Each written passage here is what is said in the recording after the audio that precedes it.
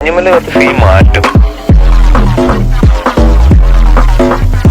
മാറ്റും എന്ന് പറഞ്ഞ പോലെ തന്നെ സീൻ മാറ്റിക്കൊണ്ടിരിക്കുകയാണ് മഞ്ഞുമൽ ബോയ്സ്. തമിഴ്നാടുവിൽ 10 കോടി ഗ്രോസ് കളക്ഷൻ നേടിയ ആദ്യ മലയാള ചിത്രം എന്ന പേര് മഞ്ഞുമൽ ബോയ്സ് സ്വന്തമാക്കിയിരിക്കുകയാണ്. അപ്പൊ പ്രേമത്തിന് ശേഷം തമിഴ്നാടുവിൽ ഇത്രയും വലിയ റെസ്പോൺസ് കിട്ടുന്ന മലയാള സിനിമ മഞ്ഞുമൽ ബോയ്സ് തന്നെയാണ്. പ്രേമത്തിന്റെ കളക്ഷൻ ഏറ്റവും കൂടുതൽ ചെന്നൈയിലാണ് വന്നിരുന്നെങ്കിൽ ഇന്ന് തമിഴ്നാട് ഫുള്ളി മഞ്ഞുമൽ ബോയ്സ് എന്ന് പറയുന്ന ചിത്രം ഒരു തരംഗമായി മാറിയിരിക്കുകയാണ്.